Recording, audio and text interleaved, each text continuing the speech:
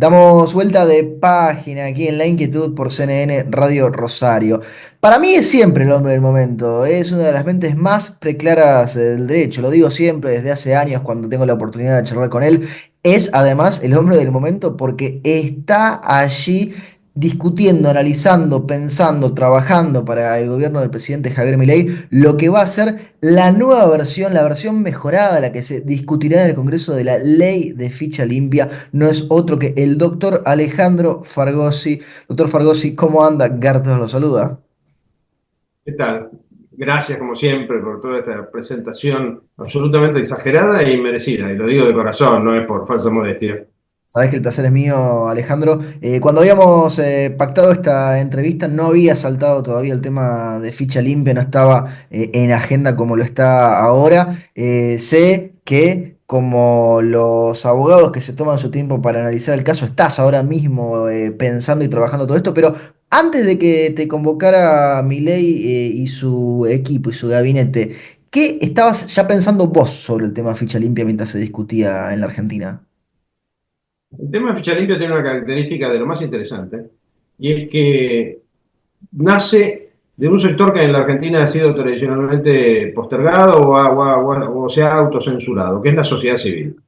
La ficha limpia es algo que motoriza sobre todo una persona que se llama Gastón Marra, que ni siquiera es abogado, es un argentino que trabaja todos los días de sol a sol y se entusiasmó con este tema y se juntó con otros argentinos que trabajan de sol a sol, incluso dos clientes tuyos, perdón, clientes, dos Sí. colegas tuyos, que son Claudio Saboya y Fanny Mandelbaum, con un colega mío, Alejandro Drucarov Aguiar, y con otras personas, incluyéndome.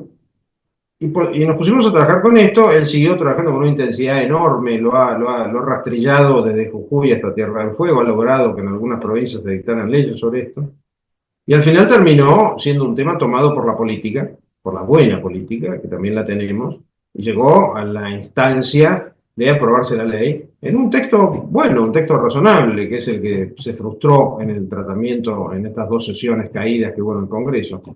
Pero claro, lo que nosotros no incluimos cuando analizamos estos temas de ficha limpia es el factor de riesgo de que sea mal utilizada. ¿Por qué? Porque nosotros partimos de una premisa, no ha habido en la Argentina causas por corrupción inventadas y que hayan terminado con fallos de primera y de segunda instancia. Pero Exacto. claro, hay un factor, no las hubo porque no había ficha limpia.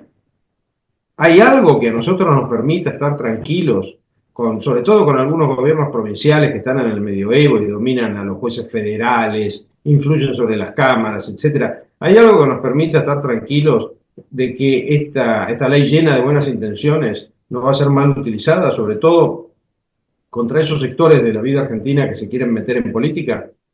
Llamalo Gastón Marra cuando hablamos de hacer una ley, o llamalo Javier Milei cuando hablamos de ser presidente.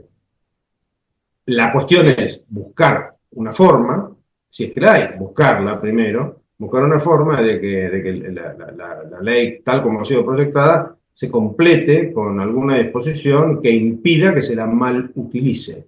No es más complicado que eso. Esto es muy Bueno, interesante, Alejandro. Fíjate, no quiero traer el ejemplo para el paralelo que sería quizá el más obvio, que es las falsas denuncias en tema de violencia de género, que es a lo mejor lo que muchos medios van a tomar primero, que es algo que se ha empezado a discutir.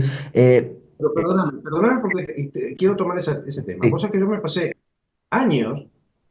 Yo me pasé años creyendo que las sentencias a las violaciones de la ley que debía incluirse en este concepto de ficha limpia eran todas las violaciones a la ley. Lo decía con total buena fe. Y claro, de repente me fui dando cuenta que el problema es que si uno incluye todos los delitos, hay delitos que son más fácilmente truchables sí, que delitos otros. ordinarios que además irían, por ejemplo, a la justicia provincial en principio de cada provincia. Exactamente. Pero hay delitos en jurisdicción nacional o federal, donde irían directamente a la justicia federal, mejor dicho. El delito de violencia de género es un delito que puede ser inventable y tarda muchos años en dilucidarse. O sea, esta cuestión, ahora la estamos viendo como país, como sociedad, incluso en el mundo. Ahora Lo estamos estamos viendo con viendo en el mayor Congreso de la frecuencia. Nación con audiencias públicas que se están llevando adelante de gente que ha sido víctima de esa situación o que ha estado en situaciones aledañas a eso, ¿no? Exactamente. Y para los que nos gusta el derecho, para los que hemos dedicado nuestra vida al derecho, sabemos que hay varios institutos, como lo llamamos nosotros, ¿no? Institutos jurídicos, perdón a los oyentes que hable como un abogado, pero estoy siendo entrevistado como tal.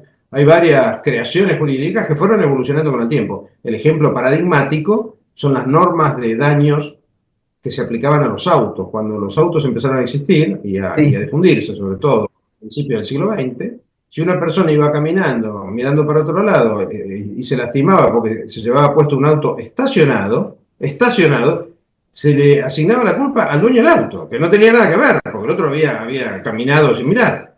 Bueno, se tardó años en entender que no todo lo que hacía el auto era culpa del dueño del auto. En un momento, Alejandro, vos lo recordarás mejor que yo, había muchas abuelas conductoras también en los temas de responsabilidad civil y de responsabilidad penal. Abuelitas que tenían a lo mejor el auto a su nombre o que tenían la licencia de conducir y de repente aparecían en lugar del nietito, ¿no? Exactamente. Para Que, evitarle al nietito un disgusto. Conozco algún caso muy, muy, que muy famoso. Argentina. Pero hay otro ejemplo que me parece que también es bueno para pensar este punto de incentivos mal ubicados que vos mencionabas. Eh, Como abogado uno se entera cada tanto, no sé, procesos de gerenciamiento de cambio de directorio en una sociedad y de repente aparecen denuncias o denuncias cruzadas, denuncias penales. Es decir, es muy común la herramienta del derecho para tratar de complicar un procedimiento, ¿no? Incluso un procedimiento que puede parecer tan alejado de lo penal como elijamos el directorio de una empresa, ¿no?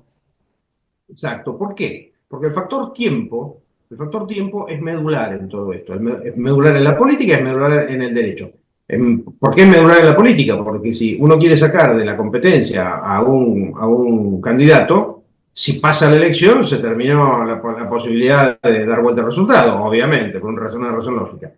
Y en materia jurídica, porque la resolución de las causas judiciales requiere tiempo. Y no solamente requiere tiempo, sino que se ha hecho una desgraciada conducta en la Argentina que requiera más tiempo del que debiera requerir, con lo cual duran décadas. Pero supongamos que dura un promedio de 10 años. Bueno, eso es una barbaridad para donde lo miremos. Para la cruz que significa al que está imputado y eventualmente condenado en primera instancia o en cámara, recorrer todo ese vía crucis hasta la corte, y para el que quiere encontrar justicia en una sentencia resarcitoria, tener que esperar tanto. Por eso quizá la clave de esto esté en ver de qué manera para determinadas cuestiones las causas tengan que tener una prioridad de resolución absoluta. Por ejemplo, digo yo, si la cuestión tiene sentencia de segunda instancia y el condenado se quiere presentar, bueno, que tenga resolución, que tenga coronita, que tenga rapidez absoluta su tratamiento ante la corte. Sí, sí, es impresionante esto. Yo pienso en voz alta y no porque te quiera instalar ideas, porque no tengo claro yo tampoco cuál es el camino para resolverlo, pero pensaba recién matrimonio in extremis, ¿no? Para alejarnos y para ver principios generales del derecho, ¿no? Y tratar de abstraer. En la Argentina y pasa en muchos otros países, para los casos de captaciones de herencias, se ha preocupado y le ha puesto un plazo, le ha puesto un tiempo, ha dicho. Y el matrimonio que se da justo antes de que la persona fallezca nos hace ruido. Quizá haya que abstraer cuáles son los principios de las causas que hacen ruido, Alejandro. Es decir, qué nos puede hacer sospechar que hubo un proceso sucio para obtener una sentencia que no le permita competir legítimamente a un candidato o candidata. Lo estoy diciendo en el aire, no significa que sea esa la solución, pero me parece que es un tema, y por eso habrás vos aceptado este encargo y este convite, un tema muy interesante, ¿no? Para discutir y para tratar de buscar una Sí, solución. complejísimo, complejísimo. Con lo cual, esto es algo que obviamente que no lo puede resolver ninguna sola persona, por más asesor que sea. Bajémonos de los caballos, si no Ni empezamos a siquiera delirar. Belezar el que prometía cosas y después en el último libro no las completaba, ¿no? Cuando le tocaba escribir el código.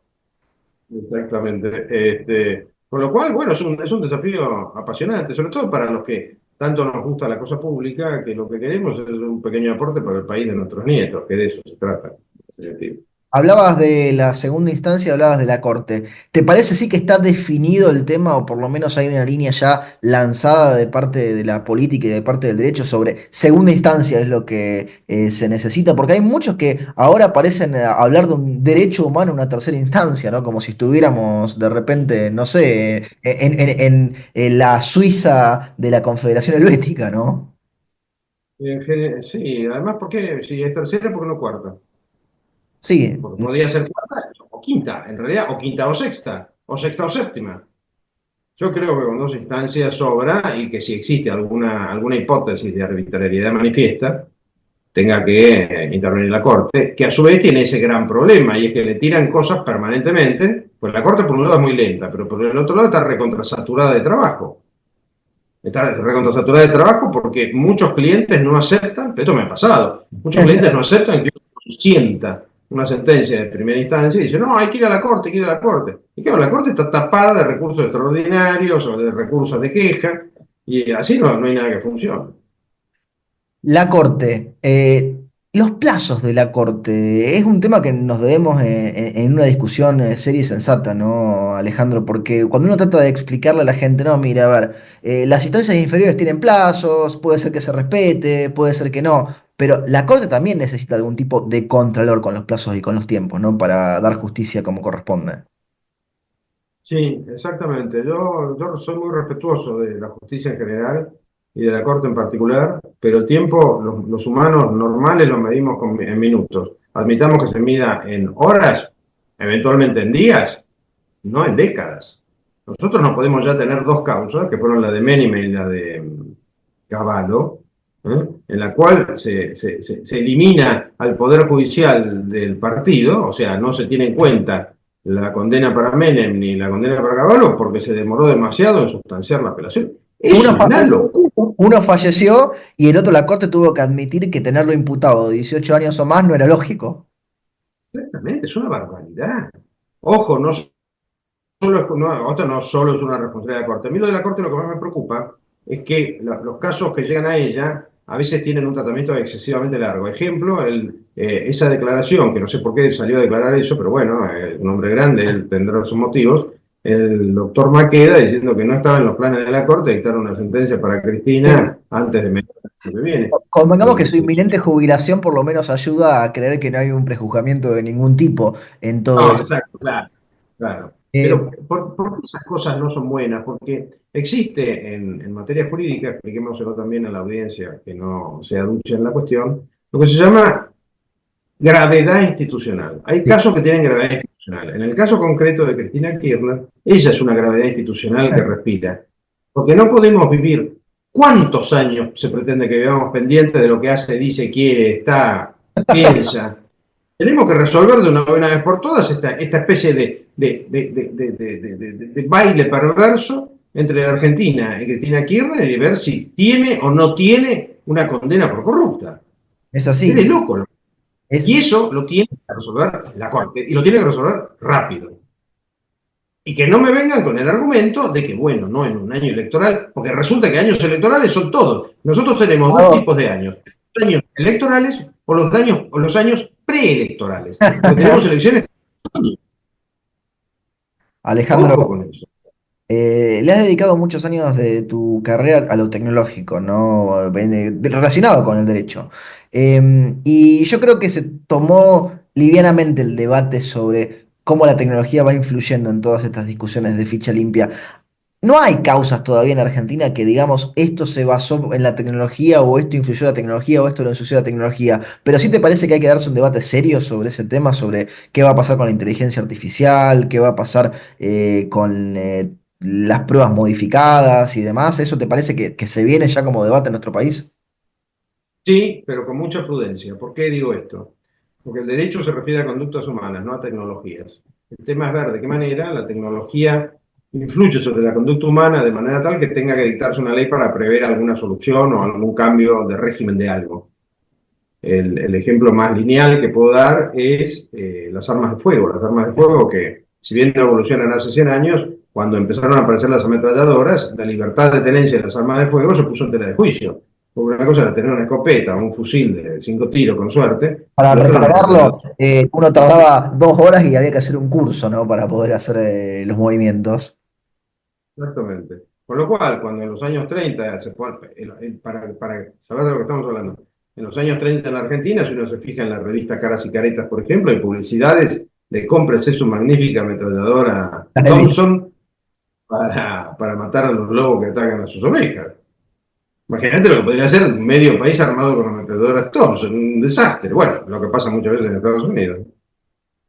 Y Eso es tecnología también. Porque, ojo, la tecnología, uno tiende a ver la tecnología como si todo tuviera un chip. Tecnología es un auto, tecnología es un arma, tecnología es una radio, todo depende. Incluso en materia de daños a las personas por lesiones a los derechos de la personalidad y demás. Esa pasión. Sí, claro, la tecnología está presente en todos los planos de nuestra vida y hay temas que hay que modificar. Alejandro, te robo una pregunta más, un minuto más, porque sé que vas a tener semanas de mucho trabajo, de mucha actividad. Las tenés siempre, ¿no? Pero ahora además con la celeridad que impone siempre la agenda pública y la agenda del gobierno. Hasta ayer, hasta hoy, sí, que va a quedar en pausa seguramente. ¿Qué estabas leyendo, jurídico o no jurídico, Alejandro? Que va a quedar seguramente pausado esperando a que termines tus actividades. Estaba leyendo, wow, si te cuento, estaba leyendo la última novela de Pérez Reverte, estaba leyendo, mira, la Bueno, terminé antes. excelente, Pero pero no estaba leyendo novela, no estaba leyendo derecho, la verdad que no estaba leyendo derecho. bien, quedará Tengo para un privilegio, después, sí, ¿no? no, tengo un privilegio y es que no solamente puedo pedir prisión domiciliaria, porque cumplí 70 años ayer, sino que puedo dejar de leer algunos libros.